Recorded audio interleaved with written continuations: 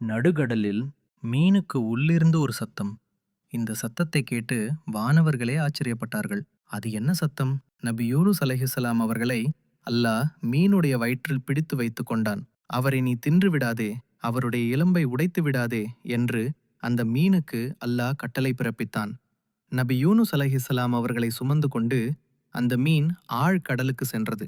அப்போது யூனுஸ் அலைஹிஸ்ஸலாம் அவர்கள் ஒரு மெல்லிய சத்தத்தை கேட்டார்கள். இந்த சத்தம் என்ன என்று ஒரு நிமிடம் யோசித்தார்கள். அப்போது அல்லாஹ், இது கடல்வாழ் உயிரினங்கள் என்னை புகழும் திக்ரு சத்தம் என்று யூனுஸ் அலைஹிஸ்ஸலாம் அவர்களுக்கு அல்லாஹ் இறைச்செய்தி அறிவித்தான். அப்போது நபி யூனுஸ் அலைஹிஸ்ஸலாம் அவர்கள் அந்த மீனில் வயிற்றிலிருந்து கொண்டே அல்லாஹ்வை திக்ரு செய்ய ஆரம்பித்தார். அவர் செய்த திக்ரை வானவர்களும் கேட்டார்கள்.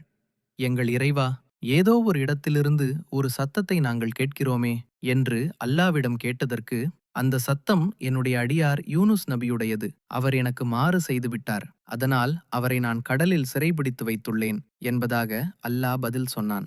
ஒவ்வொரு நாளில் இரவிலும் பகலிலும் எந்த அடியாரிடமிருந்து உன்னிடத்தில் நற்செயல்கள் வந்து கொண்டே இருந்ததோ அந்த நல்லடியாரா என்று கேட்டார்கள். அதற்கு அல்லாஹ் ஆம் என்று பதில் சொன்னான். அவரை விடுவிப்பதற்காக மலக்குமார்கள் அல்லாவிடத்தில் பரிந்துரை செய்தார்கள். அல்லாஹ் அந்த மீனுக்கு கட்டளையிட்டான். அந்த மீன் தன்னுடைய வயிற்றில் உள்ள யூனுஸ் அலைஹிஸ்ஸலாம் அவர்களை பத்திரமா கரையில சேர்த்தது.